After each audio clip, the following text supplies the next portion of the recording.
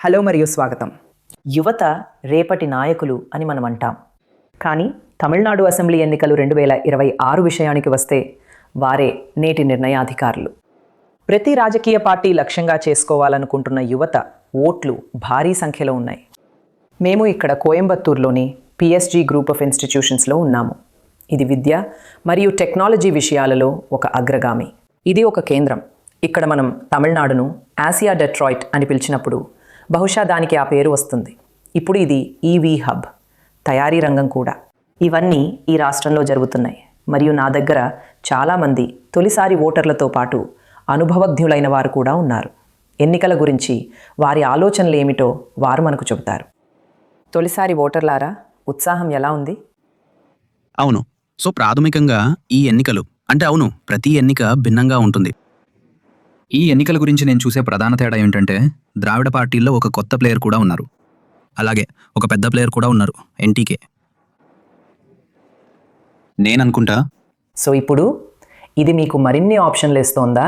అవును, ఇప్పటికే ఎక్కువ ఆప్షన్లు ఉన్నాయి. మరియు అదనంగా ఇప్పుడు మాకు అదనంగా ఒక పార్టీ ఉంది. మరియు నేనేమనుకుంటున్నానంటే ప్రజలు మరియు నాయకులు కూడా తమిళనాడు యొక్క దీర్ఘకాలిక సులక్ష్యాలపై దృష్టి పెట్టాలి. ఎందుకంటే మనం ఏ అంశాన్ని తీసుకున్నా తమిళనాడు ఇప్పటికే బాగా చేస్తున్న ప్రదేశాల్లో ఒకటి. ఇది మంచి సూచికలతో ఉన్న ప్రగతిశీల రాష్ట్రాలలో ఒకటి. అవును. కాబట్టి నేనేమనుకుంటున్నానంటే ప్రజలు దీర్ఘకాలిక లక్ష్యాలు మరియు వారిచ్చే మేనిఫెస్టోల కోసం ఓటు వేయాలి. వద్దు, మనం ఉచితాలు మరియు అలాంటి వాటికి పడిపోవాల్సిన అవసరం లేదు. చాలా బాగుంది. అయితే మీ ఆలోచనలు ఏమిటి? అంటే మీకు అసలు రాజకీయ నాయకులు తాము ఏమీ చేయబోతున్నారో మీకు నిజంగా చెప్తారా? మీరు వాళ్ళని నమ్ముతారా? లేదా ఇప్పుడు కొత్త ఆప్షన్లను చూసే సమయం వచ్చిందని మీరు అనుకుంటున్నారా? నా అభిప్రాయంలో చాలా పార్టీలున్నప్పటికీ ఇది మధ్య జరిగే ఎన్నిక అవుతుందని నేను అనుకుంటున్నాను. ఇది టీటీవీకే మరియు డిఎంకే మధ్య ఒక యుద్ధభూమి అవుతుంది. అది వాళ్ళు తీసుకువస్తున్న దానిలోని కొత్తదనం వలన? అయితే ఆ సెలబ్రిటీ హోదా మనందరికీ తెలుసు. విజయ్ ఉంటే మనమందరం వెళ్ళి చూడాలనుకుంటాం, వెళ్ళి ఆయన మాట వినాలనుకుంటాం. అయితే అది ఒక అడ్వాంటేజ్ తెస్తుంది కాదా? అవును మేడం, నేను అనుకుంటున్నాను సినిమా అభిమానులు ఓటర్లుగా మారతారు. అది మీ ఆలోచన? కాబట్టి నా అభిప్రాయంలో నేను అతని పాయింట్స్ని చెప్పాలనుకుంటున్నాను. సాధారణంగా సినిమా రంగం వేరు మరియు రాజకీయాలు వేరు. కాబట్టి మనం పట్టించుకోవాల్సింది ఏంటంటే అతను ఏ కొత్త పథకాలను ప్రవేశపెట్టబోతున్నాడు, అతను ఏ కొత్త పనులు చేయబోతున్నాడు. మరియు తర్వాత డిఎంకే గురించి మాట్లాడితే వాళ్ళు ఇప్పుడు పరిపాలిస్తున్నారు. వాళ్ళు చాలా పథకాలు చేశారు, వాళ్ళు చాలా కొత్త పనులు చేశారు. వారు విద్యార్థులకు ఉచితంగా ల్యాప్టాప్లు కూడా అందిస్తారు.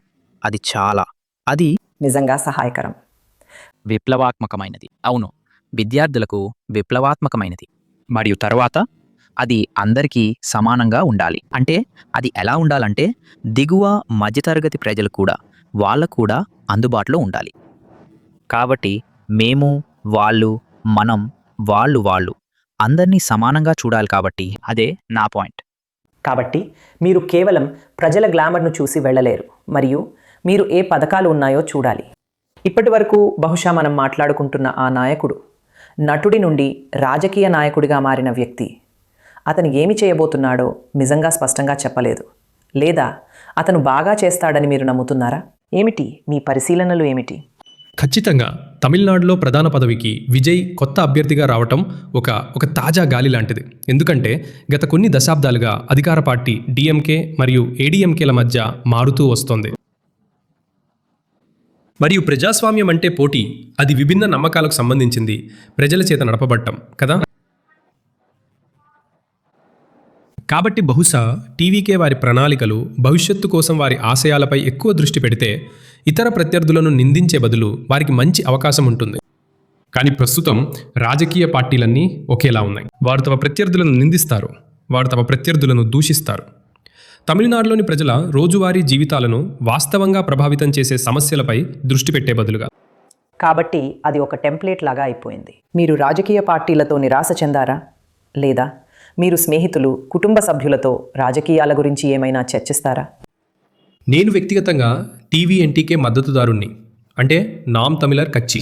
వాటిలో చాలామంది టీవీకేకు మద్దతు ఇస్తారు. ఎందుకంటే నటుడు విజయ్, అతను ఒక సెలబ్రిటీ, ప్రతి ఒక్కరూ అతన్ని ఇష్టపడతారు. కానీ వ్యక్తిగతంగా నేను రాజకీయ నాయకుల సిద్ధాంతాలు ఏమిటనే దానిపై ఎక్కువ పరిశోధన చేస్తాను.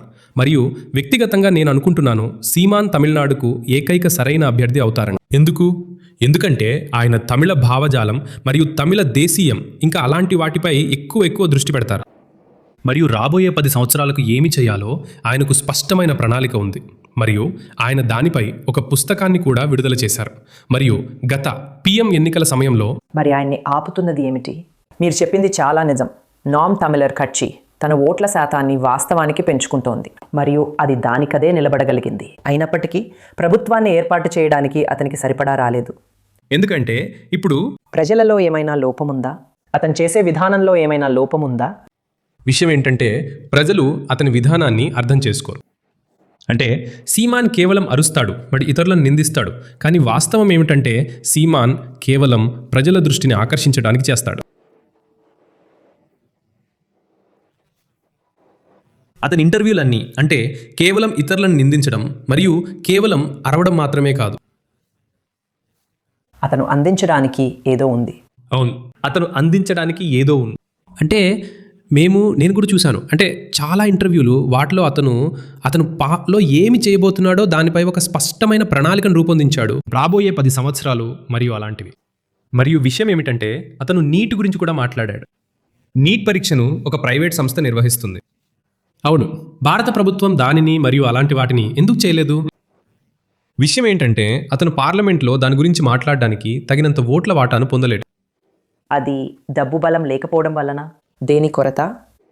డబ్బు బలం లేకపోవడం మరియు ప్రజల అవగాహన లేకపోవడం. కాబట్టి మనం కొత్త వారికి అవకాశాలు ఇవ్వటం లేదని, లేదా మనం ఇప్పుడు అవకాశాలు ఇవ్వటానికి చూస్తున్నామా అని చెబుతూ అతను కొన్ని సమస్యలను లేవనెత్తాడు. నాకు తెలియదు. అంటే ఇక్కడ ఉన్న పాత ఆటగాళ్లతో మీరు నిరాశ చెందారని దాని అర్థమా? నిజానికి నా దృష్టిలో సీమాన్కు చాలా ప్రణాళికలు ఉన్నప్పటికీ డిఎంకే పాలన సమయంలో వారు ప్రజల కోసం అనేక కొత్త పథకాలను అమలు చేశారని నేను అనుకుంటున్నాను. వారు చాలామందికి సహాయం చేశారు. కాబట్టి టీవీకేకి తన ఫేస్ వాల్యూ వల్ల ఎక్కువ అభిమానులు ఉన్నప్పటికీ అతను సినిమాల్లో ఎక్కువగా నటించాడు. కాబట్టి చాలామంది యువకులు టీవీకే అని అనుకుంటారని నేను అనుకుంటున్నాను. కానీ అతనికి తెలీదు అతని ప్రయోజనం కోసం మనం ప్రజల కోసం ఏమీ అమలు చేయబోతున్నాము. అతనికి సరైన ప్రణాళికలేవీ లేవు. విధానాలను అతను స్పష్టంగా చెప్పలేదు. అవునవును. కాబట్టి నేను అనుకుంటున్నాను కొంతమందికి డిఎంకే నచ్చకపోయినా వాళ్ళ పథకాలు ప్రజలకు అభివృద్ధికి మంచివి. మరి అది ప్రజలకు చేరిందా? అవును, కొంతవరకు, చాలా వరకు అది ప్రజలకు చేరింది. కాబట్టి నా వ్యక్తిగత అభిప్రాయం ప్రకారం ఆ విషయంలో డిఎంకే మెరుగ్గా ఉందని నేను అనుకుంటున్నాను. ఒక రాజకీయ నాయకుడు ఏం చేయాలని, లేదా ఎన్నికలు మీకేం చేయాలని మీరు ఆశిస్తున్నారు? లేదా దానితో పట్టింపు లేదని మన జీవితం సాగుతూనే ఉంటుంది, అది సాగుతూనే ఉంటుందని మీరు అనుకుంటున్నారా? లేదు, నిజానికి అది వేరు కాదు. నేను అనుకుంటున్నాను వాళ్ళు ఏది చేసినా అది మనమీద ప్రభావం చూపుతుంది. కాబట్టి ప్రాథమికంగా దానికి సంబంధం ఉంది. కాబట్టి వాళ్ళు దాని అర్థం అంటే టీవీకే కొత్తది కాబట్టి మనం పాత పద్ధతులను పాటించాల్సిన అవసరం లేదని కాదు. మనకు ఎవరు వచ్చినా వాళ్ళు ప్రజల దృక్కోణం ఆధారంగా నిర్ణయం తీసుకోగలగాలి. ప్రజలకు వాళ్ళకి ఏం కావాలో చెప్పుకునే అవకాశం దొరుకుతుందా? అలాగేనా? లేక ఓటు మాత్రమే మనం మాట్లాడే ఏకైక మార్గమా? లేక మన మాట వినే వేరే మార్గాలు కూడా ఏమైనా ఉన్నాయా? అవును, నిజానికి ఎదుర్కొంటున్న ఆందోళనలను, సమస్యలను ప్రజలు వింటారు. కానీ మనకొక పరిష్కారం దొరుకుతుందని ఒక పెద్ద సందేహం. ఇక్కడ విజయ్ అభిమానులున్నారా? అదిగో. సరే, అతనిలో మీకు బాగా నచ్చిన విషయం ఏంటి? అతను ఒక విజయవంతమైన రాజకీయ నాయకుడు కూడా అవుతాడని మీరెందుకు అనుకుంటున్నారు? లేదా అతను అవుతాడా లేదా అవ్వడా? నేననుకుంటున్నాను అతను ఈ సంవత్సరం గెలవకపోవచ్చు, కానీ అతని నిలకడతో మరియు అతను చేయవలసిన పనులపై మరికొన్ని ధైర్యమైన సమీక్షలతో, ప్రస్తక్షలతో ప్రస్తావిస్తూ నేననుకుంటున్నాను అతను కొన్ని ప్రధాన సమస్యలను ప్రస్తావిస్తున్నాడు, కానీ పరిష్కరించాల్సిన అంతర్లీన సమస్యలు చాలా ఉన్నాయి.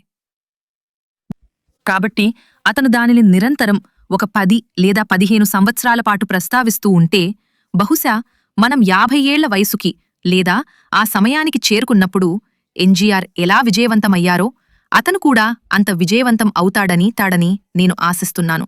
ఎందుకంటే అతను చాలా మందిని రాజకీయాల్లోకి రావడానికి మరియు ఓటు వేయడానికి ఆకర్షించాడు. మరియు ఈ రాజకీయాల్లోకి అలా ఆకర్షించబడిన ఎరలో నేను ఒకదాన్ని. కాబట్టి నేను అనుకుంటున్నాను అతను చాలా మందిని ఆకర్షించాడు. అతను ఇలాగే కొనసాగిస్తే పోయిన సంవత్సరం మనకు అంటే పోయిన టర్మ్లో కమల్ హాసన్ గారు ఇందులోకి వచ్చారో కాని ఇప్పుడు ఆ గొంతు ఒక రకంగా మీకు తెలుసా అణచివేయబడింది. ఖాంజే మనం అతను ఇంకా కమల్ హాసన్ మరియు విజయ్ ఇద్దరు 2 విభిన్నమైన విషయాలు నేను అనుకుంటున్నాను. అవును. కాబట్టి అతను స్థిరంగా ఉంటే మీకు తెలుసా అతను ఈ రాజకీయాల్లో స్థిరంగా ఉంటూ తను చెప్పినట్లుగా సినిమాలోకి తిరిగి వెళ్లకుండా ఉంటే నేననుకుంటున్నాను అతను ఖచ్చితంగా విజయం సాధిస్తాడు. అవును. మీ అభిప్రాయం ఏమిటి? మీరు ఓటు వేస్తున్నప్పుడు మీ ఆందోళనలు ఏమిటి? మరియు రాజకీయ పార్టీలు అదే భాష మాట్లాడుతున్నాయా లేక అవి పూర్తిగా వేరే జాతిలా కనిపిస్తున్నాయా? కాబట్టి ఇక్కడ ప్రధానంగా జరుగుతున్న దానిలో నేను చూసేదేమిటంటే ప్రజలు, రాజకీయ నాయకులు వారు ఒకరినొకరు నిందించుకుంటున్నారు. వారు మొత్తం మీద ఇతర పార్టీని నిందిస్తున్నారు. కాబట్టి ఇక్కడ ప్రజల కోసం వారు చేయబోయే ఖచ్చితమైన పనులు అది ఎలాగంటే ఏమని చెప్పాలి? వారు మనకు వాగ్దానం చేస్తున్నది నిజానికి చాలా తక్కువ. కాబట్టి వారు ఇతర పార్టీకి వ్యతిరేకంగా ఉన్న అనేక విషయాలను వాగ్దానం చేస్తున్నారు. కాబట్టి ఇది కేవలం ఒక పోటీ కాని దీని కింద మనం ఎక్కడ నిలబడి ఉన్నాం? ప్రజలు చూడాల్సింది అదే. ఈసారి మీకు తెలుసా ప్రజలు మహిళల భద్రత, లింగ భద్రత మరియు అలాంటి వాటి గురించి మాట్లాడుతున్నారు. అది నిజంగా ఒక ఆందోళనేనా? భద్రతా సమస్య ఏమిటి? అంటే మీకు మంచి రవాణా ఉంది, మీకు ఉంది రవాణా. మీలాంటి యువతులు వ్యక్తపరిచే ఆందోళనలు ఏమిటి? లేదా వారు చెప్పేది అందరికీ చాలా సాధారణమైనదా? మీరు చూసే నిర్దిష్ట సమస్యలేమైనా ఉన్నాయా? ఇక్కడ ప్రజలు సురక్షితంగా ఉన్నారని నేను అనుకోవడం లేదు. అది మాకు ఉంది. అక్కడ ప్రధాన సమస్య డ్రగ్ లో మరియు ఏడీఎంకే పార్టీ పాలనలో ఆ డ్రగ్ అనేది పరిష్కరించాల్సిన ప్రధాన సమస్య. కాని నాకిక్కడ ఉన్న అందరికీ ఒక విన్నపం ఉంది. ప్రజలు చూడాలి. పార్టీలు మేనిఫెస్టో ఏమి ఇస్తున్నాయో చూడాలి. ఎన్టీకే లాగా వారు ఇస్తారు. వారు ఒక పుస్తకాన్ని విడుదల చేశారు. ప్రజలు దానిని చదవాలని నేను కోరుకుంటున్నాను. వారు ఏమి ప్రస్తావిస్తున్నారు? సీమాన్ దాని గురించి ఎక్కువగా మాట్లాడారు. వారు మహిళలకు 50% అవకాశమిచ్చారు. ప్రజలు 33% గురించి మహిళల కోసం మాట్లాడుతున్నారు. కాని ఇక్కడ ఇప్పుడు ప్రస్తుతం ఎన్టీహెచ్ 50% ఇచ్చింది. అతను ఎందుకు విజయం సాధించడం లేదు? అదంతా ప్రగతిశీలమైనది కాదా? మరియు ప్రజలు చాలా మాకు 50% రిజర్వేషన్ కావాలని మనమందరం చెబుతాము. అవును మేడం. మాకు అవినీతి వద్దు, మాకు కావాలి. ప్రజలే ప్రధాన సమస్య. ప్రజలు కొత్త ప్రత్యామ్నాయాల కోసం చూడటం లేదు. వారు ఎల్లప్పుడూ ఆ 2 పార్టీలైన డిఎంకే లేదా ఏడీఎంకే కోసమే చూస్తున్నారు. కాని వారు కొత్త ప్రత్యామ్నాయాల కోసం అస్సలు చూడటం లేదు. ప్రజలు రాజకీయ నాయకులు ఏమి చెబుతున్నారు, వారి నినాదం, వారి దార్శనికత, లక్ష్యం ఏమిటో చూడాలని నేను కోరుకుంటున్నాను. వారు దానికోసం చూడాలి. అది ఈ ఎన్నికలకు మద్దతిస్తుంది. మనం చెబుతాము, మీకు తెలుసు కదా, తమిళనాడు చాలా విషయాల్లో ముందుంటుందని కాదా? ప్రగతిశీలంగా మనం చాలా పనులు చేశాం. కానీ మనం తిరుమంగళం మోడల్ అని పిలిచే లేదా ఎన్నికలలో డబ్బును ఉపయోగించడంలో కూడా ఇది ముందుంది. అది పెద్ద సమస్య. అందరూ డబ్బులు తీసుకుంటున్నారు. అందువల్ల మనకు మాట్లాడే హక్కు ఉందా లేదా పర్వాలేదా? వాళ్ళందరూ నల్లధనం పంచుతున్నారు కాబట్టి పర్వాలేదు. వాళ్ళు కనీసం తమ పర్సులను తెరవడానికి సిద్ధంగా ఉన్నప్పుడు మనం డబ్బు తీసుకుంటాం మరియు అప్పుడు మనం చెయ్యాలనుకున్నది చేస్తాం. అలాగే జరుగుతుందా? మీరు చెప్పినట్లుగా చాలా మంది తమ నల్లధనాన్ని ఓట్ల కోసం ఇస్తున్నారు. ప్రతి ఒక్కరికి అన్ని పార్టీల నుండి డబ్బు వస్తుంది మరియు చివరికి వారు తాత తండ్రి నుండి అనుసరిస్తున్న అదే సాంప్రదాయ పార్టీకి ఓటు వేయాలని నిర్ణయించుకుంటారు. మరియు ఇప్పుడు కొంతమంది, నేను అనుకుంటున్నాను, యువకులు ఆ సాంప్రదాయ పద్ధతి నుండి బయటపడుతున్నారు. నేనిప్పుడు అనుభవాల వానికి వస్తున్నాను. ఇన్ని సంవత్సరాలుగా మీరు చూస్తున్న కథనమంతా ఈ ఎన్నికలలో ఏమైనా మార్పు వచ్చిందా? మరియు మీరు ఓటు వేస్తున్నప్పుడు మీ అంచనాలు మరియు ఆలోచనలు ఏమిటి? వాళ్ళందరూ రాజకీయాలు అవినీతిమయం అంటారు. మనం ఎప్పుడూ ప్రశ్నలు అడగనందున దానికి మన తరం బాధ్యత వహించాలా? మనం మాట్లాడుకుంటున్న విషయాలకు భిన్నంగా ఒక పాయింట్ చెప్పాలంటే, ఒక విద్యావేత్తగా మరియు పరిశోధకుడిగా ఇటీవలి సంవత్సరాల్లో యువతలో రాజకీయ అవగాహన లోపించిందని నేను వ్యక్తిగతంగా గమనించాను. మరియు ఈ రాజకీయ విద్య అది పాఠ్యపుస్తకంలోనే ఉండిపోతుంది మరియు దానిని బోధించాలి. మనం వాళ్ళని రాజకీయాలు మాట్లాడనివ్వం. అవును, ఖచ్చితంగా. క్యాంపస్లలో, ఎందుకంటే మనం ఆందోళన చెందుతాం, దాని గురించి చింతిస్తాం. ఖచ్చితంగా. తప్పుడు వ్యక్తులు లోపలికి వస్తున్నారు. అవును, ఖచ్చితంగా. అంటే వాళ్లను విద్యావంతులుగా చేయాలి. వాళ్ళు ఓటు హక్కులు పొందడానికి ముందు వాళ్లకు కనీసం రాజకీయ జ్ఞానం, రాజకీయ అవగాహన, రాజకీయ విద్య ఇవ్వాలి. అది చాలా ముఖ్యం. వాళ్ళు అది యువతను మరింత శక్తివంతం చేస్తుంది. వాళ్ళు ఎవరికి ఓటు వేయాలి అనే విషయంలో తద్వారా వాళ్ళు సరిగ్గా అర్థం చేసుకుంటారు. ఓటు బ్యాంకింగ్ అంటే ఏమిటి మరియు దానిని ఎలా నివారించాలి మరియు ఎవరు సరైనవారు, ఎవరు తప్పు, ఈ బిల్లులు ఎలా రూపొందించబడుతున్నాయి లేదా ఆమోదించబడుతున్నాయి, వాళ్ళకి ఆ అవగాహన ఉండాలి. దానివల్ల మనం ఈ యువతను మరింత బహుశా మనం ఉన్నదానికంటే మంచి పౌరులుగా. ఖచ్చితంగా ఈ భావితరాలు మరింత రాజకీయ అవగాహనతో పెరగాలి. అలా మనం తమిళనాడుని చూస్తే మనం ఇక్కడ ముందు ఉన్నప్పటికీ కేరళ వంటి మోడల్ రాష్ట్రాలలాగా మరియు వాళ్ళు ప్రతి దానిలోనూ ప్రత్యేకంగా నిలుస్తారు. వాళ్ళు మీకు తెలుసా, వాళ్ళు తమ హక్కుల కోసం నినదిస్తారు మరియు వాళ్ళు తమ హక్కుల కోసం నిలబడతారు. ఈ మార్పును యువతలో తీసుకురావాలి. అది చాలా ముఖ్యం నాకనిపిస్తుంది. మీ ఆలోచన ఏమిటి? అంటే యువత ఇప్పుడు సోషల్ మీడియా ద్వారా వాళ్ళ విషయం పొందుతున్నారు. అవును. ఇలాంటి విషయాలను గమనించే వ్యక్తిగా ఏవైనా నిజమైన ఆందోళనలు ఉన్నాయా? మీరు వారికి బోధించేవారు. అవును. మనం వారిని భవిష్యత్తుకు సిద్ధం చేస్తున్నామా? మన యువత ఈ ప్రపంచంలో అభివృద్ధి చెందటానికి విధానాలు నిజంగా దోహదపడుతున్నాయా? మనం వాళ్ళని అన్ని ఫేస్బుక్లు, ఇన్స్టాగ్రామ్లలో మరియు మీరు ఏమని పిలిచినా సరే బిజీగా ఉంచుతున్నాం. మరియు అది నా ఉద్దేశ్యంలో వారు విధానాల పట్ల ఆకర్షితులు కావాలి. వారికున్న విధానాలేమిటో వాటితో మనం వారికి అస్సలు పరిచయం చేయడం లేదు. ప్రాథమికంగా అక్కడ ఏముందో వారికి తెలియదు. మరియు మనం దానిపై చర్చించాం. మనం ఎక్కువగా ఉదాహరణకి మీరు మాట్లాడుతున్న దానిపై విజయలాగా అది ఎలా ఉంది, వ్యక్తిత్వ ఆధారిత ఆ విషయాలన్నీ. మరియు తమ చేతిలో ఏముందో వారికి తెలియదు. తమ చేతిలో ఏముందో వారికే తెలియకపోతే దాన్ని ఎలా చేజిక్కించుకుంటారు లేదా దాన్ని చేజిక్కించుకోవడానికి ఎలా పోరాడతారు? కాబట్టి పథకాలపై, ముఖ్యంగా విద్య కోసం అవగాహన కల్పించడం గురించి నేననుకుంటున్నాను.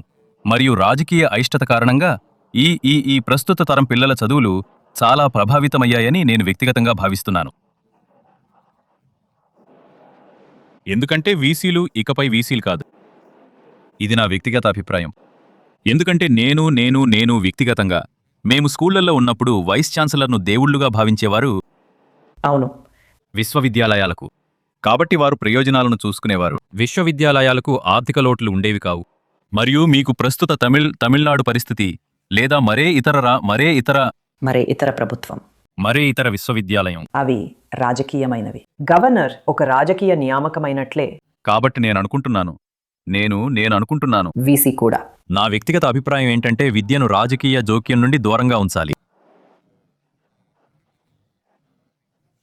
లేదా మనమందరం కనీసం విద్య కోసం ఒక ఉమ్మడి అజెండాకు అంగీకరించాలి. అవును, కనీసం విద్య కోసమైనా. ఎందుకంటే అది అన్నింటికంటే ఎక్కువగా యువతపై ప్రభావాన్ని చూపుతోంది. ఎందుకంటే వాళ్ళు ఎక్కువగా కేవలం తమకున్న వ్యవస్థల గురించి తెలియకపోవటం వల్లే వాళ్ళు సామాజిక ఇతర రకాల సోషల్ మీడియాలోకి నెట్టబడ్డారు.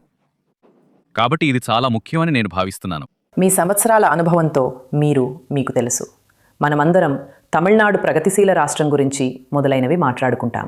అన్నింటికంటే ముందుగా మనం నిలబడి ఉన్న ప్రదేశం యొక్క ప్రాముఖ్యతను, అది దేనికి ప్రతీకనో మీరు మాకు వివరించాలని నేను కోరుకుంటున్నాను. ఎందుకంటే కోయంబత్తూరు లాంటి నగరం, ఇలాంటి సంస్థ భారతదేశ భవిష్యత్తు కాగల వాటికి విశిష్టతా కేంద్రాలు. అవును, ఇది మాకు చాలా విశిష్టత కేంద్రాలు ఉన్నాయి. ఈ కాలేజీలో కూడా సాంకేతికతల కోసం, సరేనా? కొత్త సాంకేతికతలు. కాబట్టి ఏ కొత్త టెక్నాలజీ వచ్చినా మాకు ఏదో ఒక విశిష్టతా కేంద్రం ఉంటుంది, ఏఐ, తాజా విషయాలతో సహా. కాబట్టి నిజానికి మేము టెక్నాలజీపై ఎక్కువ దృష్టి పెడతాము. అతను చెప్పినట్లుగా మేము రాజకీయాలు లేదా పాలసీలు లేదా బోధించము. కానీ అది కూడా యువతకు ముఖ్యం కాదా? అవును, అవును, యువత పథకాల గురించి తెలుసుకోవడం ముఖ్యం. పాలసీలు. మీరు వాళ్ళని విద్యా విధానం గురించి అడిగినా, కొత్త విద్యా విధానం అంటే ఏమిటో, ప్రస్తుతం ఏది ఆచరణలో ఉందో లేదా ఏది ప్రవేశపెట్టబడిందో ఎవరికీ తెలియదు. ఎందుకంటే మనం దురదృష్టవశాత్తు దాన్ని విమర్శించడానికి కూడా ఎవరినీ అనుమతించరు. అవును, కానీ అప్పుడు కూడా మన చుట్టూ ఏం జరుగుతుందో ప్రభుత్వ విద్యా విధానాల గురించి ప్రజలకు కొంత అవగాహన ఉండాలి. మరియు అయితే ఉపాధ్యాయులుగా కూడా లేదా పెద్దలుగా కూడా మన వైఫల్యమా? మనం లేదు. చూడండి, ఉపాధ్యాయులం మేము పాఠ్య ప్రణాళికను అనుసరిస్తాము, కాబట్టి మీరు దానికి కట్టుబడి ఉంటారు. మేము దానికి కట్టుబడి ఉంటాము. కాబట్టి విశ్వవిద్యాలయాలు, ఇతరవారు అలాంటి జ్ఞానాన్ని విద్యా వ్యవస్థలోకి తీసుకురావడానికి బాధ్యత వహించాలి. కానీ ఎన్నికల సమయంలో సరైన సమస్యల గురించి మాట్లాడుతున్నారా? లేదా వారు దాని నుండి దూరంగా ఉంటారా? లేదు. చూడండి, ఎన్నికలు. నేను సాధారణంగా ఎన్నికలను ఒక సంఖ్యల ఆటగా భావిస్తాను, సరేనా? అందుకే మనకు చాలా పొత్తులు మరియు అలాంటివి ఉంటాయి. లేకపోతే పొత్తులు, అవును, పొత్తులు ఉన్నాయి కేవలం ఆ సంఖ్యల ఆట వల్లే, సరేనా? కాబట్టి అది చూడండి, మీరు మెస్లలో ఉప్మా కేసు గురించి విని ఉంటారు కదా? ప్రజలు ప్రతిరోజూ ఉప్మా వడ్డించడం పట్ల సంతోషంగా లేరు. అందుకే వారు ఒక పోల్ కోరారు, మరియు కొందరు 6 బిర్యానీ అన్నారు, 6 అలాంటిది అన్నారు. ఆ తర్వాత 7 ఉప్మా అన్నారు. కాబట్టి అదే మెజారిటీ అయింది, మరియు ఉప్మా మళ్ళీ అదే వంటకం అయింది. కాబట్టి ఇది విధానాలు లేదా అలాంటి వాటితో కంటే ఎక్కువగా సంఖ్యల ఆట. ప్రజలకు అర్థం కాదు తమకు ఏ విధానాలు మంచివి మరియు ఏది. చూడండి, వాళ్ళందరికీ ఉచితాలు తెలుసు మరియు పథకాలు ప్రజలను ఎక్కువగా ఆకర్షిస్తాయి. ఆ తర్వాత ప్రజలు ఎవరికైతే వారికి ఓటు వేయటానికి బాధ్యతగా భావిస్తారు. అలా జరుగుతుందా? అంటే మానసికంగా మనమందరం సరే అందరి నుండి తీసుకుందాం అని అంటాం, కానీ ఎవరైనా మనకు సహాయం చేస్తే సరే అతనికే ఓటు వేసి వెళ్ళిపోదాం, ఏముంది తేడా అని మీకు అనిపిస్తుంది. కాబట్టి నాకేమనిపించిందంటే, ప్రస్తుతానికి కొంతమంది ప్రజలను ఆకర్షిస్తున్నారు, కానీ ఒక నిలకడ ఉండాలి. కాబట్టి ఎవరైనా మొదటిసారి వచ్చి అది చేస్తున్నారు మరియు ఆ తర్వాతిసారి వాళ్ళు అది చేయడం లేదు. కాబట్టి ఆ నిలకడ ఉండాలి. ఉదాహరణకి, మనం ఇంటి నుండి ఇక్కడికి ప్రయాణిస్తున్నప్పుడు, రోడ్లపై ప్రయాణిస్తూ ఇక్కడికి వచ్చేటప్పుడు చాలా సమస్యలను ఎదుర్కొంటున్నాము. ఉదయం నుండే మా తలలో చాలా ఒత్తిడి పేరుకుపోతోంది. కాబట్టి ఈ విషయాలు పరిష్కరించబడాలి. కానీ ఉచిత బస్సు పథకం అనేది చాలామంది మహిళలు స్వాగతిస్తారని నేను అనుకుంటున్నాను, కాదా? లేదు, వాళ్ళు 3 ఉచిత బస్సులను ప్రవేశపెట్టి 10 బస్సులను రద్దు చేశారు. అందుకే అది సహాయపడలేదు. అవును. కాబట్టి నేను చెప్పాలనుకుంటున్నది ఏంటంటే, మనం ప్రేమించినా ద్వేషించినా భారతదేశంలో అత్యంత వేగంగా అభివృద్ధి చెందుతున్న రాష్ట్రంగా తమిళనాడును మార్చింది డిఎంకే మరియు ఏడీఎంకే అనే వాస్తవాన్ని మనం కాదనలేము. కాబట్టి అందులో వారి పాత్ర ఉందనే వాస్తవాన్ని మనం కాదనలేము. కాబట్టి ఈ ఉచితాలన్నీ ఇవ్వడానికి బదులుగా మనం మౌలిక సదుపాయాలు, సౌకర్యాలను మెరుగుపరచమని వారిని అడగాలి. మేము రాష్ట్రాన్ని బాగుచేస్తాము. ఆ సామర్థ్యం మాకు ఉంది. మరియు కోయంబత్తూరు ఒక ఈకోసిస్టమ్ను సృష్టించండి మీరంటారు. ఈకోసిస్టమ్ను సృష్టించండి. మాకు నెలకు 5,000, నెలకు 2,000 వద్దు. ఎందుకంటే దీనికి ఏమని చెప్పాలి? ఇప్పుడు మేము బస్సు ఎక్కి గాంధీపురంలో దిగి క్రాస్కట్ రోడ్కు వెళ్తే 1,000 రూపాయలు ఒక్క గంటలోనే మాయమైపోతాయి. కాబట్టి దయచేసి ప్రజలను ఉద్ధరించండి. ఉచితాలు ఇవ్వకండి. దయచేసి ఒక ఈకోసిస్టమ్ను సృష్టించండి. ఎందుకంటే కోయంబత్తూరు ఒక ఉదాహరణ. కోయంబత్తూరు దాని పారిశ్రామికవేత్తలు, దాని విద్యావేత్తలు మరియు ఆరోగ్య సంరక్షణ వ్యవస్థ అన్నింటి ద్వారా అభివృద్ధి చెందింది. చాలా చాలా చాలా చాలా అద్భుతంగా. కోయంబత్తూరు తనను తాను సొంతంగా నిర్మించుకుంది. అది మా దగ్గర ఉన్న ఈకోసిస్టమ్ వల్లనే. కాబట్టి మీరు అదే విధంగా అన్ని రాష్ట్రాల కోసం ఈకోసిస్టమ్ను సృష్టించండి. కాబట్టి మీరు ఒక వ్యవస్థను సృష్టించండి. మీరు ఒక వ్యవస్థను అభివృద్ధి చేయండి. అవును, తమిళనాడు అగ్రగామిగా ఉన్నందుకు మాకు గర్వంగా ఉంది. దయచేసి దాన్ని మరింతగా చేయండి. దయచేసి ఈకోసిస్టమ్ను మెరుగుపరచండి. ఉచితాలు ఇవ్వకండి. మేము ప్రతి రాజకీయ పార్టీ వారు ఒత్తిడిలో ఉన్నారని చెబుతుంది. మీకు తెలుసా, వాళ్ళు ప్రకటిస్తే నేను కూడా దాన్ని కాపీ చేయాల్సి వస్తుంది. ఇక వెనక్కి వెళ్ళలేం. ఒక్కసారి మీరు ఏదైనా ఇస్తే దాన్ని మీరు వెనక్కి తీసుకోలేరు. మీరు వెనక్కి తీసుకుంటే వ్యతిరేకత, కోపం వస్తాయి. ఇప్పుడు సమస్య ఏమిటంటే, ఇంతకుముందు ప్రజలు ఏమనుకున్నారంటే, ఉచితం వస్తే వద్దు, ఇది పాపం, ఈ డబ్బును తాకకూడదు. కాని ఇప్పుడు మనం ఏమనుకుంటున్నామంటే, చూడండి, మనమందరం దాన్ని సమర్థిస్తున్నాం. మనకు ఏమీ రావడం లేదు. ఇది మన పన్ను డబ్బు. మనం దాన్ని తీసుకుని మనకు నచ్చిన వారికి ఓటు ఎందుకు వేయకూడదు? ఆలోచనా విధానం అలా ఉంది. నేను చెప్పేదేంటంటే, దయచేసి ఒక పర్యావరణ వ్యవస్థను సృష్టించండి. కోయంబత్తూరును ఒక ఉదాహరణగా తీసుకోండి. మేము మా అంతటా మేమే అభివృద్ధి చెందాము. కాబట్టి దయచేసి దానిని మరియు ఒక ఉదాహరణగా తీసుకోండి. మాకు ఒక మంచి మౌలిక సదుపాయాలను ఇవ్వండి. ఒక మంచి పర్యావరణ వ్యవస్థని ఇవ్వండి. మేము ప్రజలం, రాష్ట్రాన్ని అభివృద్ధి చేస్తాము. చాలా బాగుంది. మాకు ఉచితాలు అవసరం లేదు. మాకు కావలసింది మౌలిక సదుపాయాల అభివృద్ధి. అంటే మీకు తెలుసుగా, మేము రోడ్డు మీద వెళ్ళినప్పుడు వాళ్ళు సరిగ్గా చెప్పినట్లు ఒక గమ్య స్థానానికి 10 నిమిషాలు అని మ్యాప్ చూపిస్తే మాకది 30 నిమిషాలు పడుతుంది. అలాంటప్పుడు ఎందుకంటారు? మీరు ఉచిత బస్సు వేసినా కూడా ఆ ట్రాఫిక్లో, ఆ కాలుష్యంలోనే నిలబడాలి కదా. కాబట్టి ఏ ఎలక్ట్రికల్ అంటే ఎన్నికల మేనిఫెస్టో కూడా కాలుష్యాన్ని నేను తగ్గిస్తాను అని చెప్పడం లేదు. మీకింత నీళ్ళిస్తాం, మేము పైప్ లైన్ వేస్తున్నామంటే నీళ్ళెక్కరున్నాయి? నేను ఇంత క్లీన్ వాటర్ మీకు ఇంత నేను మీకు శుభ్రమైన, సురక్షితమైన నీటిని హామీ ఇస్తున్నాను. ప్రతి వేసవి కాలంలో కూడా మేము దానికి ఏదో ఒక పరిష్కారం చేస్తాం. మేము అలాంటి ఏ మేనిఫెస్టోను చదవటం లేదు. ఒకవేళ ఎన్నికల మేనిఫెస్టో ఉన్నా మాకు రీసెర్చ్ ఉంది అంటే ప్రతి సంవత్సరం మాకు ఒక ప్రోగ్రెస్ రిపోర్ట్ ఉన్నట్లు. అధికారంలో ఉన్న ప్రభుత్వానికి మీకు తెలుసు ప్రోగ్రెస్ రిపోర్ట్ ఎందుకు లేదు? మనమందరం మీకు తెలుసు కదా, నమ్మకంతో ఎవరికో ఒకరికి ఓటు వేస్తున్నాము. దీనికి వాళ్ళు ఏ ప్రోగ్రెస్ రిపోర్ట్ ఎందుకు ఇవ్వడం లేదు? చూడండి, ఈ గత సంవత్సరంలో మేము ఇది చేశాము మరియు దానికి ఎటువంటి మూల్యాంకన కమిటీ లేదు. బహుశా ఒక 2.5 సంవత్సరాల తర్వాత. నిజానికి దీన్ని చేసిన రాజకీయ నాయకులు కొందరు ఉన్నారు. అంటే నేను మధురైలోని PTR ఉదాహరణ ఇవ్వాలంటే ఆయన చెప్తున్నారు, నేను ఇది వాగ్దానం చేశాను, నేను అందించింది ఇదే. ప్రభుత్వాల నుండి అలాంటి ఒక ప్రోగ్రెస్ రిపోర్ట్ మీరు కోరుకుంటారు. మరియు ప్రోగ్రెస్ రిపోర్ట్ మరియు ఆ పురోగతి ఇప్పటికే ప్రజలకు చేరిందో లేదో తనిఖీ చేయడానికి ఒక మూల్యాంకన కమిటీ ఉండాలి. మనపై ఒక ప్రోగ్రెస్ రిపోర్ట్ చేసి అది చేరిందో లేదో. అవును. అయితే ఇంకొక విషయం, ఒకవేళ మనకు డిఎంకే నుండి పీటీఆర్ని ఎంచుకోవడం, ఏడీఎంకే నుండి వేరొకరిని ఎంచుకోవడంటం, బీజేపీ నుండి అన్నామలైని ఎంచుకోవడం లాంటి ఆప్షన్స్ ఉంటే అది చాలా బాగుంటుంది. ఆసక్తికరమైన విషయం ఏమిటంటే బీజేపీ నాయకుడు అన్నామలై కూడా ఇదే PSG గ్రూప్ ఆఫ్ ఇన్స్టిట్యూషన్స్ నుండే గ్రాడ్యుయేట్ అయ్యారు. కానీ గత సంవత్సరం ఎంపీ ఎన్నికలలో కోయంబత్తూర్ అన్నామలైని ఓడించినందుకు మేము దానికి చాలా బాధపడ్డాము. మరియు ప్రజలు తమ ఓటు వేశారు కాబట్టి మీరు ఒక అభిప్రాయాన్ని కలిగి ఉండలేరు. కాబట్టి ఇతరులు చెప్పినట్లే నా అభిప్రాయం కూడా అదే. విషయం ఏమిటంటే, విజయ్ మరియు వస్తున్న ఇంకొకరిలాంటి కొత్త ఆటగాళ్లతో పోల్చినప్పుడు వాళ్ళు ఇప్పటికే ఓటరు.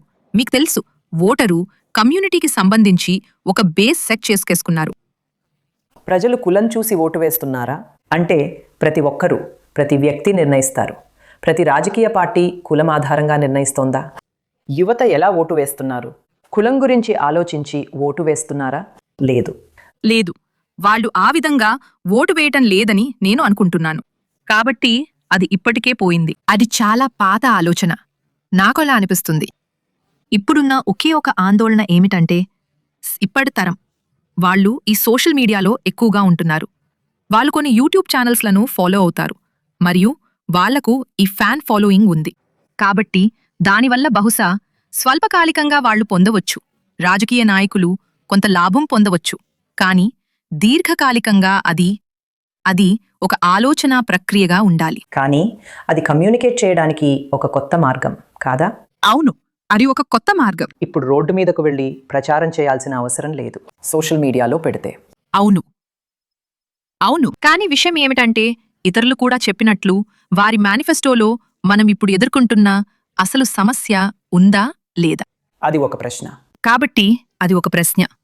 లేదు, మనమందరం దానిపై ఆలోచించాలని నేను అనుకుంటున్నాను, మరియు దాని ఆధారంగా మనం ఓటు వేయాలి. ఉదాహరణకు, నా సహోద్యోగులలో ఒకరు చెప్పినట్లుగా, మాకు ఎంపీ ఎన్నికల్లో అన్నామలై ఉండేవారు, కాబట్టి ఆయనకు చాలా గొప్ప మేనిఫెస్టోలు ఉండేవి. ఆయన కూడా చెప్పారు, మీకు తెలుసు డిఎంకే ఫైల్స్ మరియు ఆ ఫైల్స్ గురించి. కానీ నాకు అనిపిస్తుంది కేవలం కొద్ది శాతం మంది ప్రజలు మాత్రమే అతన్ని నిజంగా అనుసరించారు, కానీ కొందరు అనుసరించలేదు. కాబట్టి నేను అనుకుంటున్నాను అది కూడా అది మనకున్న వ్యవస్థ కదా. మీరు ప్రచారం చేస్తారు అన్నప్పుడు మిమ్మల్ని మీరు ప్రదర్శించుకుంటారు. ప్రజలు మీకు ఇచ్చే తీర్పు. అవును. చివరికి మనం దాన్ని అంగీకరిస్తాము. కాబట్టి మీరు దానిని అంగీకరించాలి. అవును. కులం అనేది ప్రజలు ఆలోచించని విషయమా, లేదా మీరు ఓటు వేస్తున్నప్పుడు అది ఇంకా ప్రబలంగా ఉందా? కాబట్టి ప్రాథమికంగా ఓటింగ్ నిష్పక్షపాతంగా ఉండాలి. అది కులం, మతం లేదా భాష లేదా మరేదైనా సరే. మరియు విద్యా వ్యవస్థను, రాజకీయ శాస్త్రాన్ని, భౌతిక, రసాయన శాస్త్రాల వంటి సబ్జెక్టులలో ఒకటిగా చేసే విధంగా పునరుద్ధరించాలని నేను కోరుకుంటున్నాను. కాబట్టి ప్రాథమిక విషయాల నుండి తప్పనిసరి. కాబట్టి మరియు దానిలో కేస్ స్టడీస్ కూడా ఉండాలి. ఎందుకంటే రాజకీయాలు బహుముఖమైనవి మరియు జీవితంలోని అన్ని వంటి దశలలో నివసించే ప్రజలందరి క్షేత్రస్థాయి వాస్తవాలను అర్థం చేసుకునే అనుభవం ప్రతి వ్యక్తికి ఉండదు. కాబట్టి అతనికి శిక్షణ ఇవ్వాలి. అంటే నా కొడుకు సుమారు 15 సంవత్సరాల వయసు గలవాడు. అతను రాజకీయ రంగంలోకి ప్రవేశించాలనుకుంటున్నాడు, కానీ నేను అతనికి మార్గనిర్దేశం చేయలేకపోయాను. అంటే నేను ఇరుక్కుపోయాను. అంటే నేను ఎలా మార్గనిర్దేశం చేయాలి? అతనికి మార్గనిర్దేశం చేయటానికి మన దగ్గర ఒక పద్ధతి ప్రకారం ఉన్న విద్య లేదు. కానీ మీరు దానిని ఒక ఐచ్ఛికంగా భావిస్తున్నారా? అవును, కానీ ఒక తల్లిగా నేను చేయగలను, కానీ దానిని ఒక ఐచ్ఛికంగా భావించే ఆలోచనకు సుముఖంగా ఉన్నారు. అవును, అతను అవును. ఎందుకంటే ఇంట్లో మేము జరిపే చర్చల వల్ల మరియు అతను కామరాజర్ స్ఫూర్తితో ఉన్నాడు. కాబట్టి నాయకులెవరూ లేరు, నేనెందుకు అది చేయకూడదు? కానీ నేను అతన్ని ఈ ప్రదేశంలో ఎలా ప్రోత్సహించగలను? ఇక్కడ అంగబలం మరియు డబ్బు, ధనబలం మరియు ఇలాంటివి ప్రభావితం చేస్తున్నాయి. నేను అతన్ని ఎలా ప్రోత్సహించగలను? ఎందుకంటే మార్గనిర్దేశం చేయడానికి మన దగ్గర ఒక పద్ధతి ప్రకారం ఉన్న విద్య లేదు. కాబట్టి నాకు చిన్న పిల్లలకు మార్గనిర్దేశం చేసే ఒక వ్యవస్థ కావాలి, మరియు ఈ విషయాలన్నీ కలాం సార్ సద్గుణం నుండి ప్రేరణ పొందాలి. కాబట్టి సరిగ్గా అలవడిస్తే, మనం చిన్న వయసులో సద్గుణాన్ని అలవడిస్తే మనకు అన్ని మంచి అవకాశాలుంటాయి. అన్ని అవకాశాలు మనకు మెరుగ్గా ఉంటాయి. సరే, చాలా ఉన్నత స్థాయి, చాలా చాలా బాగా ఆలోచించి చెప్పినటువంటి అభిప్రాయం ఫ్యాకల్టీ ఇచ్చారు. ఇప్పుడు కొంచెం సరదా సెక్షన్. మీలో విజయ్ అభిమానులు ఎవరైనా మా కోసం పాడతారా? నాకు అది నచ్చింది. మీకు ఇష్టమైనది ఏది? నాకు ఇష్టం. నాకు విజయ్ ఫ్యాన్ సినిమా ఇష్టం. అవును, మీరు మా కోసం పాడే విజయ్ అభిమాన అని నేను అడిగాను. లేదు, నన్ను పాడమంటారా? మీరు ఏది పాడాలనుకుంటే అది. లేదు, నేను విజయ్ అభిమానులలో ఒకదాన్ని, కానీ ప్రస్తుతం నిజానికి అతను నాకు నచ్చడం లేదు. ఎందుకో నాకు తెలియదు. సరే. ఎందుకంటే నాకు ఏమనిపిస్తుందంటే, ఒక కొత్త పార్టీ వస్తే అది ఒక పార్టీకి వ్యతిరేకంగా మరో పార్టీలా ఉండకూడదు. అది మనం ఎవరికైతే ఓటు వేస్తున్నామో వాళ్ళు ప్రజల కోసం ఏ పథకాలను తీసుకొస్తున్నారు అనే దానిలా ఉండాలి. కాబట్టి ఇది టీవీకే వర్సెస్ డిఎంకే లేదా అలాంటిదేదో లాగా ఉండకూడదు. అది ఎలా ఉండాలంటే, ఒక టీవీకే సభ్యురాలిగా నేను ఏ రాష్ట్రానికి చెందిన పౌరులకైనా సరే వాళ్లకి నేను ఏం తీసుకువస్తున్నాను అనేలా ఉండాలి. మరియు దానిపై నా అభిప్రాయం అది. మరియు నిజంగా నేను టీవీకే విషయంలో చాలా నిరాశ చెందాను. ఎందుకో నాకు తెలియదు. అంటే నాకు పెద్దగా పథకాలు ఏమీ కనిపించడం లేదు. పెద్దగా. అతను ఏమి చేయబోతున్నాడు?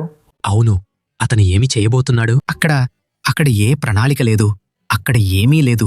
అంటే అంటే మీలో ఎవరికి అతని బృందం ఎవరో తెలియదు. అవును వాళ్ళు దేని గురించి మాట్లాడబోతున్నారు? అది నిజమేనా?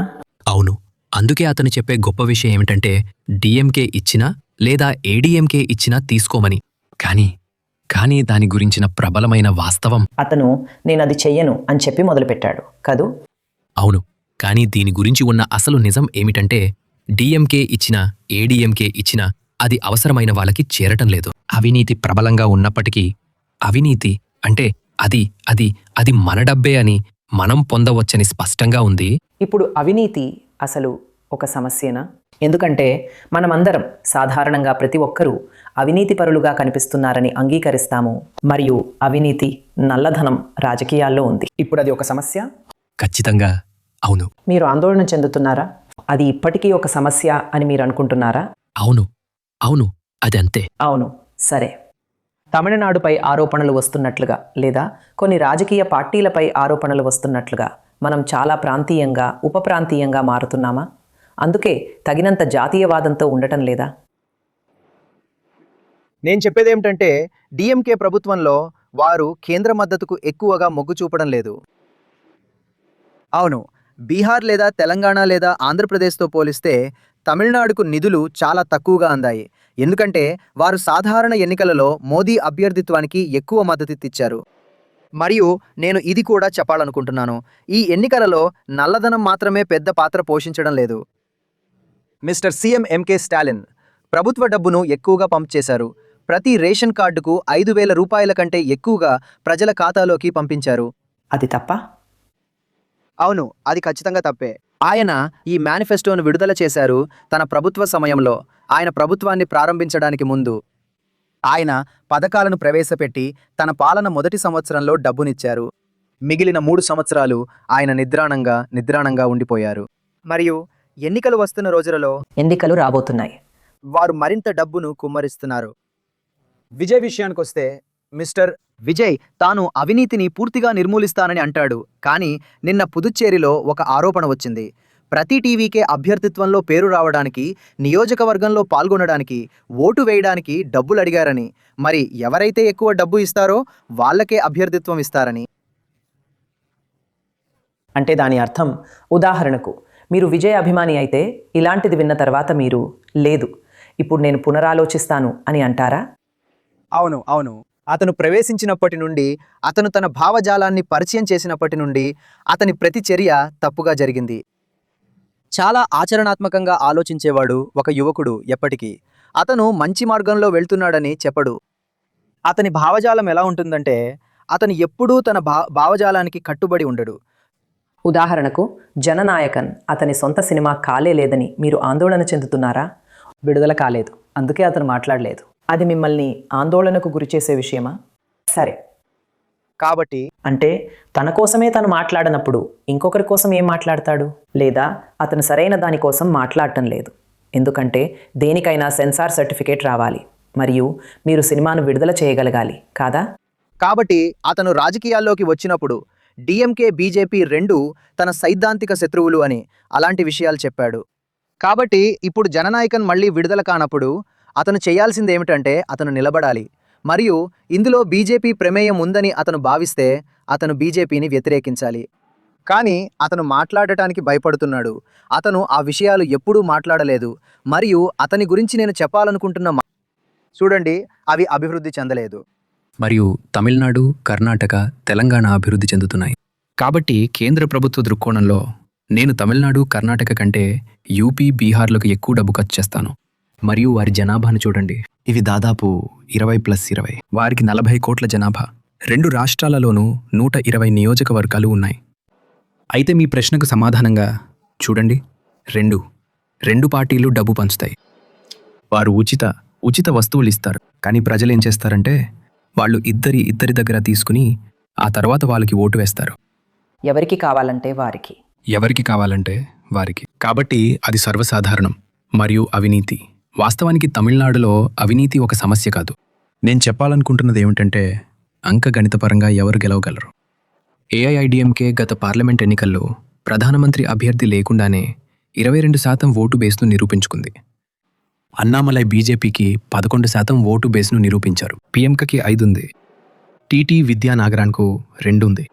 ఇవన్నీ కలిపితే దాదాపు 40 వస్తుంది. దురదృష్టవశాత్తు రాజకీయం కేవలం అంకగణితం కాదు, ఇది కెమిస్ట్రీ కూడా. అవును, అది ఖచ్చితంగా. కానీ నేను చెప్పేదేమంటే చతుర్ముఖ పోటీలో ఒక కూటమి దాదాపు 40% ఓటు బేస్ను సాధించగలిగినప్పుడు అప్పుడు ఖచ్చితంగా ఏఐఏడీఎంకే చీఫ్ ఈపీఎస్కి ఇతర పార్టీల కంటే ఆధిక్యత ఉంటుంది.